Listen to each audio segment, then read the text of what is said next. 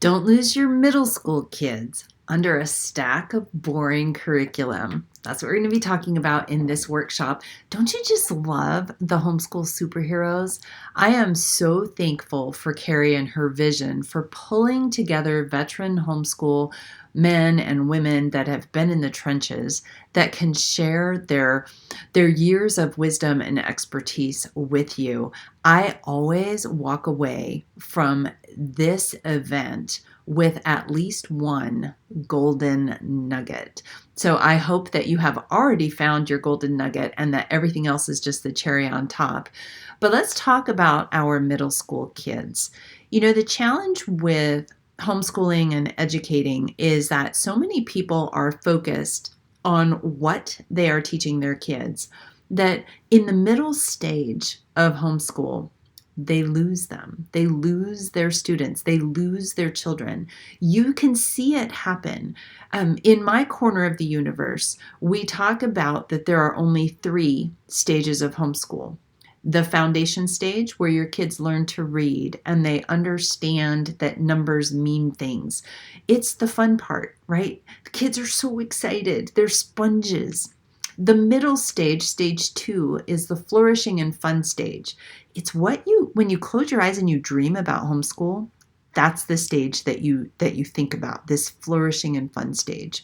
Stage 3 is the launching stage, and that's when your child identifies what they probably are aiming towards after high school, and you get to start to wrap academics around that hope or that dream. It's magic at that point. It goes super fast.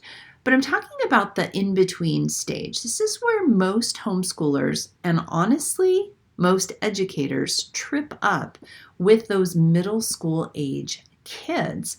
You can tell that you're in this stage and you're missing the mark and we'll just call them 12, a 12-year-old student. You're looking at them and you're trying to share some piece of information with them. And you can actually see the sparkle go out of their eye. You might hear exhales. You might see the color drain out of their face because the material is not connecting with their heart.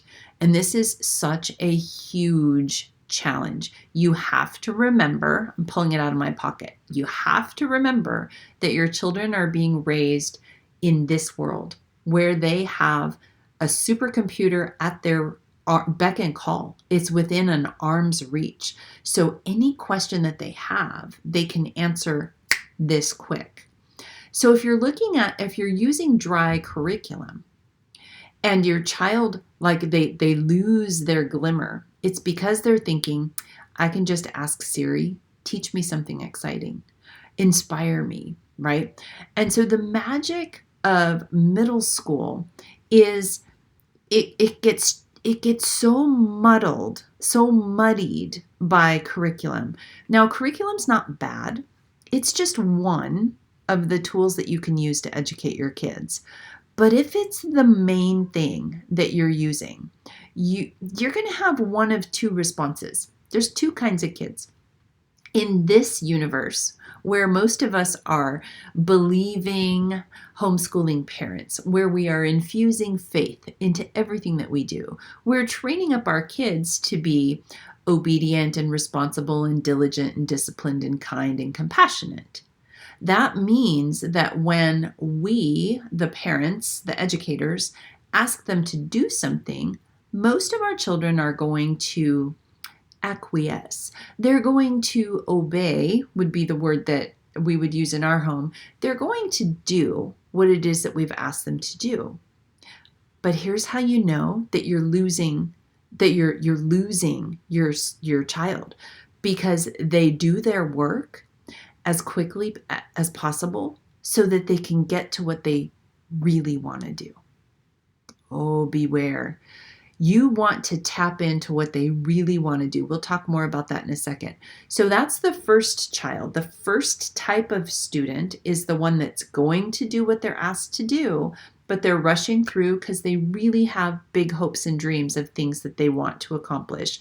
And they've got to get the schoolwork checked off and done so that there's space and time for them to pursue their own interests. Some of you have children like at least my youngest son. I have 5 sons. We homeschooled for over 25 years. Been coaching homeschoolers for over a decade now. Our youngest son and another son. Man, when we would give them schoolwork, they would break their pencil. They would need a drink of water. They would have to use the bathroom. And they absolutely used most of their energy to torment their siblings because they could see this curriculum it's not what I want to do right now. And there's a time and a place for requiring that your kids do certain work. There really is a time and place for that. But in that flourishing and fun stage of homeschool, if you're not inspiring them and tickling their curiosity so that they're leaning closer as they're learning, you're missing a huge opportunity to wet their whistle and to pull them towards being a lifelong learner. So what's the problem? The problem is that curriculum does not take this day and age into account when the people that wrote the curriculum are putting it together. It's decent information that's compiled and put into age categories, grade categories, that is supposed to give your child a baseline for education. But I would argue that it is more important to teach your child how to learn and how to get help when they get stuck, rather than to just fill their brain with a bunch of information that they don't really dare say need in order to thrive. I want you to think back to the last time that you personally had to write a 5-paragraph essay or had to read a body of texts and then analyze it in some way, regurgitate questions, find the theme, those types of things. These are the types of activities that curriculum will ask your child to do. And they're not bad. If your child is destined to be a professor in a classroom, they're going to love those types of activities. They're going to love those types of activities because it's woven into who they're going to be when they grow up, right? But out of all 5 of my children, only one of them loved those types of activities. We ended up raising a machinist, a screenwriter / now teacher, a musician, a mathematician scientist, and someone that is pursuing business and also a career in rowing, destined and targeted towards the Olympics in 2032. Only one of our children loved the academic type activities. The others, we had to be very creative. And so what can you do in this middle stage of homeschool so that you do not lose your middle schooler? The very first thing is that I'm going to encourage you to make sure that your middle school child knows that they are seen, that they are loved, and that they are respected and appreciated regardless of how they do their schoolwork. Oh, I've been blessed to be able to step into the tutoring world recently, since my youngest is now 18. And I've been dabbling with some kids that are in the public school system or the private sector. And I'm saddened by how many of these children feel unseen.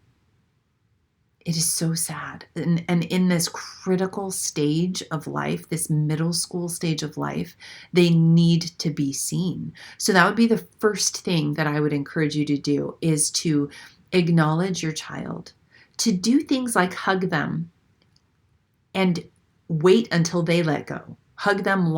Don't be the first to let go. Spend time with them. Enjoy the things that they enjoy, even if you don't enjoy that activity. Yes, that might mean playing a video game if you don't like video games, or going on a bike ride, or painting, or fill in the blank. So lean into and enjoy and observe and appreciate the things that they appreciate. Then when it comes to the academic stuff, I need you to understand a very critical thing that is not well publicized out there in the universe, in the schooliverse, in the homeschooliverse. There is not a list. This is good news, so I hope that you're paying attention. There is no list of 47,000 things that your child needs to learn before they graduate high school. It doesn't exist. There are curriculum sellers that print curriculum, and they make the numbers on the front, like 6th grade, big, so that when you're done with 6th grade, you feel the peer pressure to move on to 7th grade. So there are curriculum writers and sellers that want to sell you their next set of curriculum. So they make sure that the cover and every page has things like grade 3, grade 4, because they want you to feel the pressure that, oh, your 16-year-old can't possibly be working in a 4th grade book, because that would just make you feel bad. You feel like a failure and your child feel like a failure. So they make sure it's nice and big so that you just move on to the next thing. Don't buy the lie. There's no list that exists. So what can you do in the middle school years to capture the heart of your child? Number 1, you're going to make sure that they feel seen. Number 2, you're going to validate the things that are important to them. And number 3, you are going to pay attention. This is hard for us, especially if we like little check boxes where we can check off things. But we're going to pay attention to what our kids lean toward. It could be anything. It could be a sport. It could be an art. It could be music or food. It could be dance. It could be something in science or math or history or writing or reading. We want to pay attention to what it is that they are leaning in toward. And then we want to find ways to give them information about that thing. Okay. Case in point, when my youngest son was 14, he was 14, still in this middle school age. He was in the 8th grade. I had set aside school to connect with him, where every day we went on a 2-mile walk down to the water, and then we would walk back. We live close to the ocean. And after 2 weeks, it took him 2 weeks to trust me. Makes my heart sad, but it took 2 weeks for him to trust me with, hey, Mom, don't laugh. I think I know what I want to do when I grow up. I'm like, really? I go, first of all, why would I laugh? And tell me. And he goes, I think I want to be a cardiothoracic surgeon. And I went, wow, how can I help you do that? And then I took a page out of Carrie Beck's playbook and I went silent. Because one of the golden nuggets in one of the superhero conferences, Carrie talked about when your older kids tell you that they want to do something, you ask the question, how can I help? And then you go silent. And she said, if you go quiet long enough, they will tell you what they need. And you will be shocked with how much information they share with you as a revelation to how long they've been thinking about that thing. So I tested it that day. I want to be a cardiothoracic surgeon, he said. I said, wow, how can I help you? And he took a big, deep breath. He goes, I hate to say it, but I think I need more math. And I would love to do a deep dive about the human body, all the different body systems. And then I'd like to do a deep dive about the cardiovascular system. He goes, but I'd also like to study the different medical schools, how you get into medical school, and how you survive medical school. I was so dumbfounded listening to this very busy 14-year-old tell me about all these big things. He had already pieced all this together. And I said, done. Let's push everything that you have aside except math. And let's see if we can't turn this into what you do for the rest of the school year. He goes, really? I go, yeah, let's do it. And then I flipped my phone around so that you couldn't see him. And I said, let's record. Let me ask you the same question and let's just talk about it and record it so that you have a recording of all the things that we talked about when we get home. And then you can create your plan from there. So we did that and I recorded him. And then we went on to design the rest of his school year. He studied the history of medicine, which was a book of those closed readings of all of the major advances in medicine. And he studied that. So he had the history of medicine. He studied how to take notes on an iPad. Oh, an amazing YouTuber. His name is Sam something. If you Google YouTube, how to take notes on an iPad, his name is Sam. And he was a medical school student. My son studied how to take notes just like that on the iPad. We did a survey of nutrition. We did a survey of the human body. He did a deep dive of the cardiovascular system. He created his own 3-dimensional foldable that he even sells on Teachers Pay Teachers. And he created a flip book. He did all of these things about the heart and the cardiovascular system. And the whole time we talked about, hey, if you decide to do something else later, will this have been a waste of your time? He's like, no. I go, why? And he said, because I have a goal and I'm working toward the goal. I go, exactly. And if you change what you are heading toward, we'll just put that in there and then design your school around that. You have to understand that when your child, in the old days, I mean, not that long ago, kids would go to school until they were 12 or 13. And then they would leave school and they would merge into life. They would become an apprentice or an intern. And they would learn a craft and they would start moving in an adult world, learning adult skills. Adolescence is an invention of modern society. And we don't have to take part in that. Isn't that good news? Your kids are going to be so excited when they are actually learning about things that are relevant to them. So how do you stop losing your kids in middle school? Those are the things that you need to do. You need to see your child. They need to be seen and be valued. Sometimes with some of the parents that we've coached, that means that you're going to have to make some sacrifices, because I don't know about in your house, but sometimes middle school kids are not that fun to be around. Okay, I'm not that fun to be around all the time, but when the hormones are crazy and the smells are starting to come in and chaos and confusion enters, it can be a challenge to actually enjoy all of your time with that child, especially if you haven't reined in your relationship up until this point. You will never regret prioritizing connecting with your middle schooler. You will never regret prioritizing connecting with your middle schooler.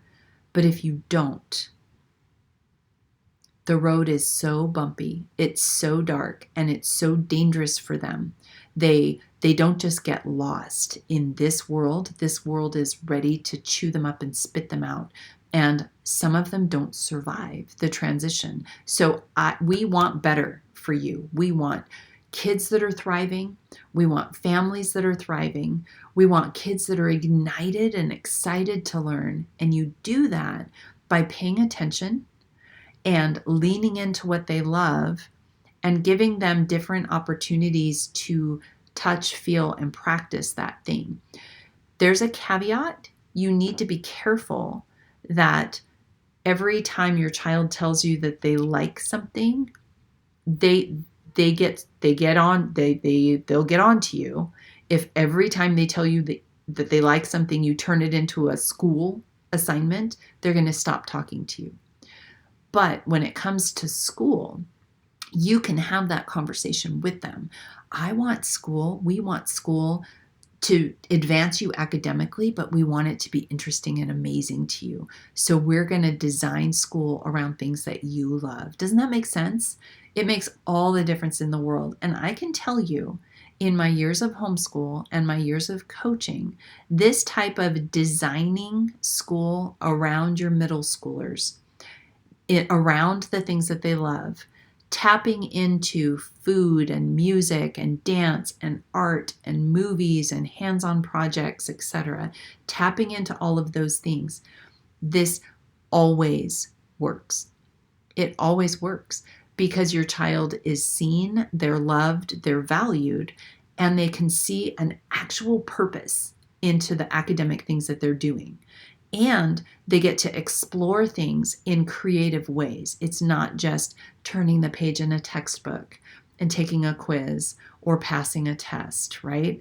And it's amazing. So you want to prioritize grabbing your middle schooler's heart tenderly, holding on to it, paying attention to what they love, leaning into that, and being very creative with how you move forward in your homeschool. And I promise you, it'll still be a bumpy road because even though in the old days they would go from 12 to adult type activities, you still have to deal with learning how to manage your emotions and how to deal with confusion, how to get help, and all those things.